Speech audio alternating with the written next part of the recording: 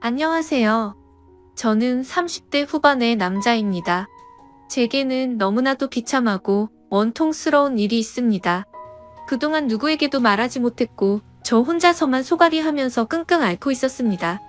하지만 많은 분들이 보고 계신 이곳에 제 고민을 말씀드리면 조금이나마 제 마음을 털어낼 수 있지 않을까, 혹은 조언을 얻을 수 있지 않을까 하는 마음으로 사연을 보내게 됐습니다.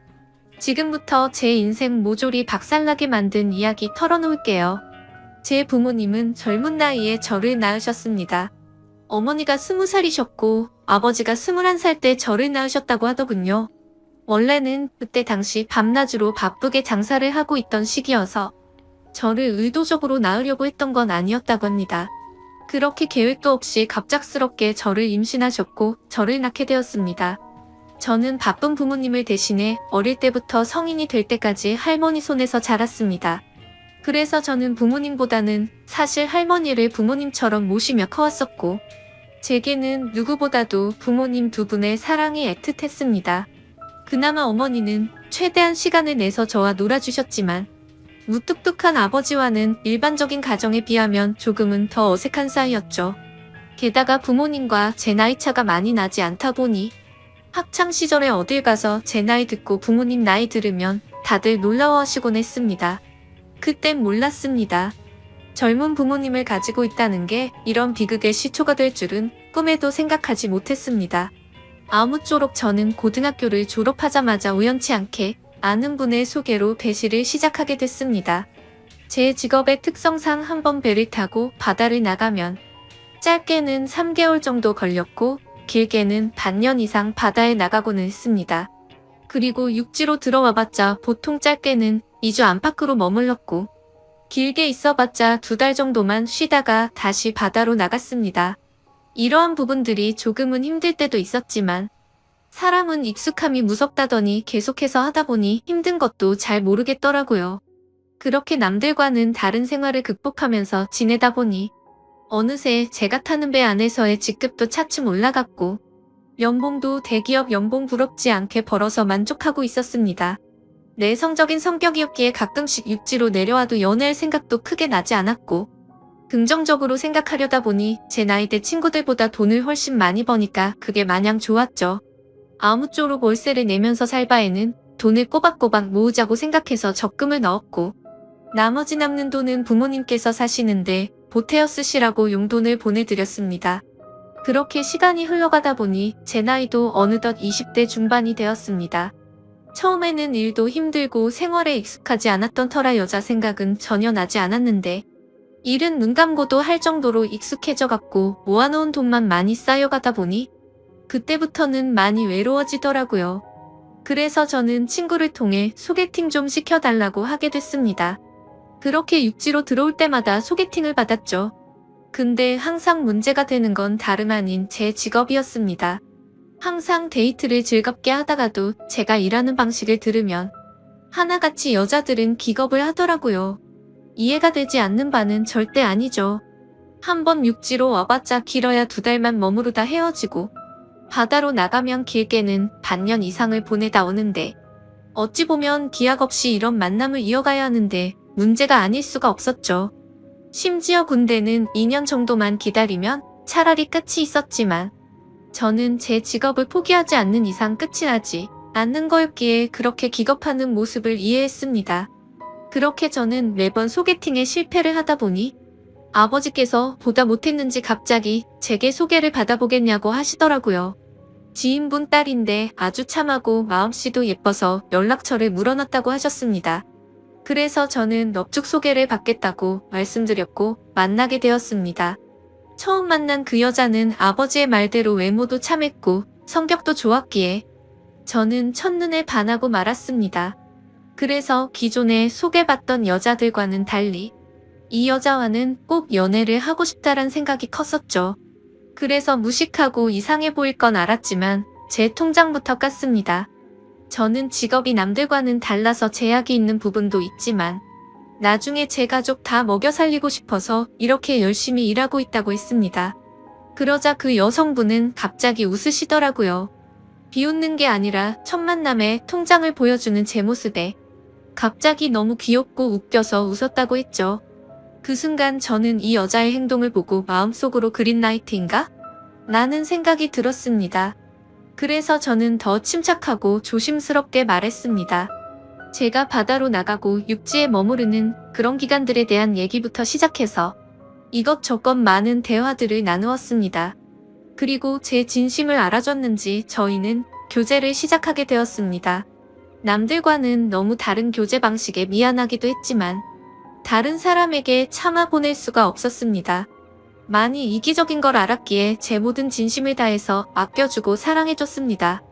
그래서 아내와 1년 정도 사귀었을 무렵 저는 아내에게 프로포즈를 하게 됐습니다. 못난 저 때문에 이렇게 제약적인 만남을 해주는 것도 미안한데 고생하는 모습 보고 싶지 않다고 했습니다. 처가댁은 저희 집과 마찬가지로 돈이 많거나 그런 건 아니었습니다. 평범하게 직장 생활을 하고 계신 장인어른과 가정주부로 살아오신 장모님이셨죠.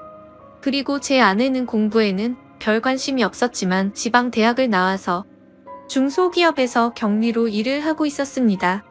근데 회사에서 집까지 왕복 2시간이 넘게 걸리는 거리라 늘 마음이 쓰였습니다. 그래서 저는 그런 아내를 더 편하게 해주고 싶은 마음과 평생을 함께하고 싶은 마음에 결혼하자고 하게 되었던 거죠. 하지만 예상대로 아내는 쉽사리 수락을 하지 않았습니다. 제가 싫지 않고 만나서 함께 있으면 너무 행복하고 좋은데 바다로 한번 나가면 너무 오랫동안 못 보는 게 어느 정도 걸린다고 하더라고요.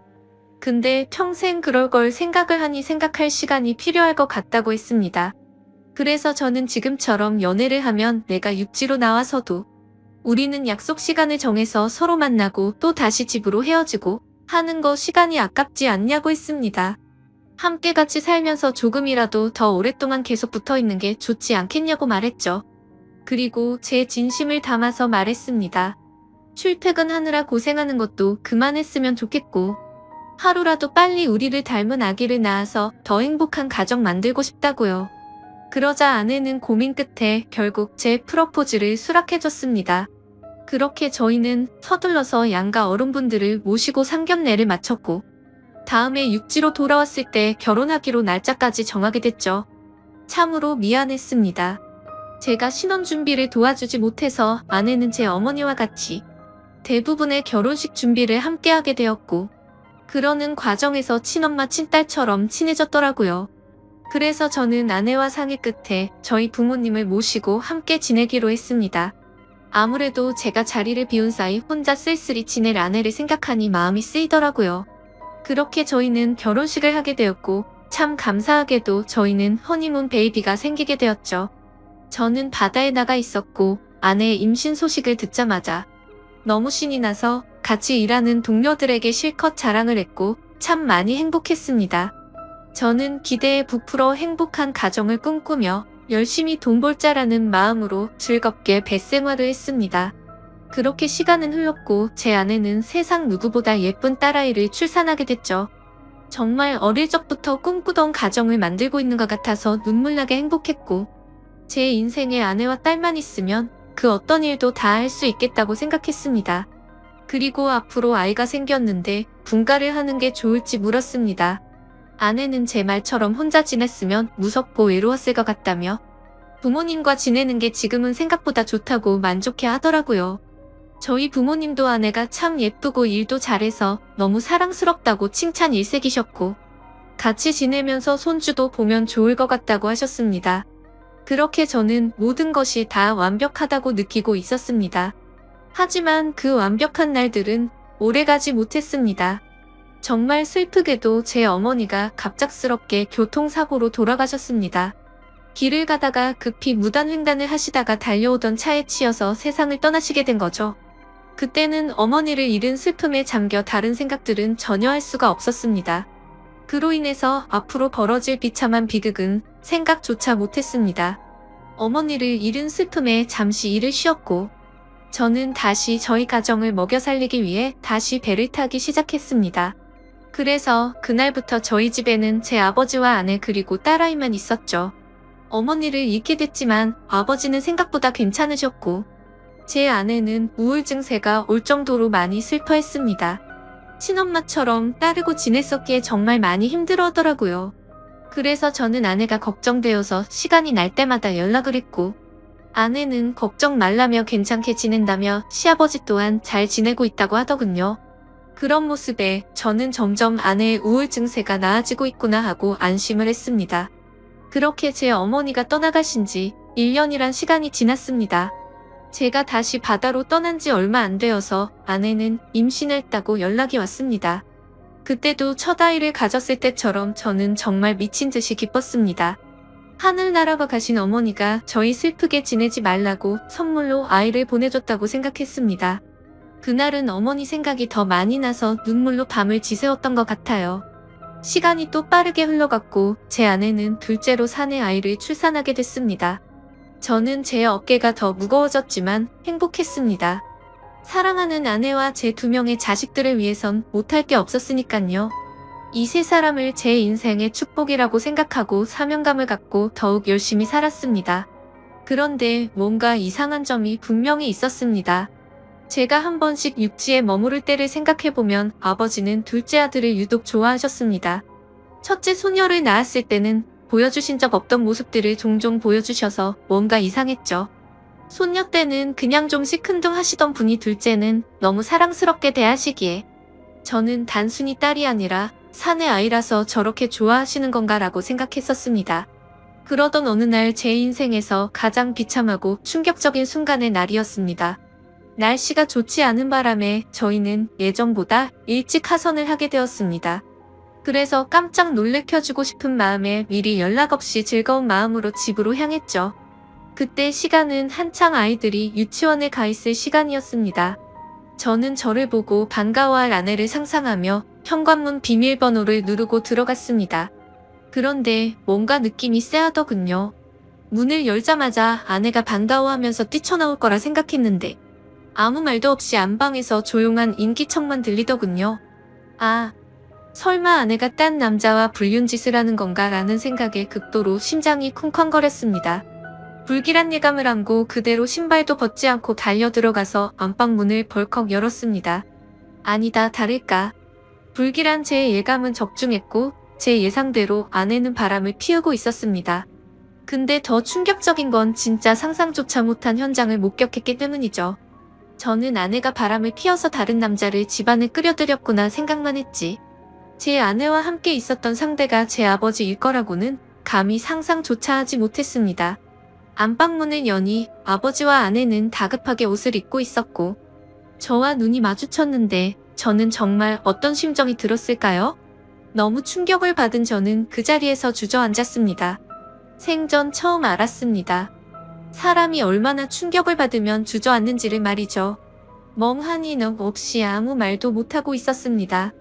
조금 뒤에 아버지라는 가면을 쓴 그 인간은 아무 말도 안 하고 도망치듯이 집 밖으로 나가버리더군요.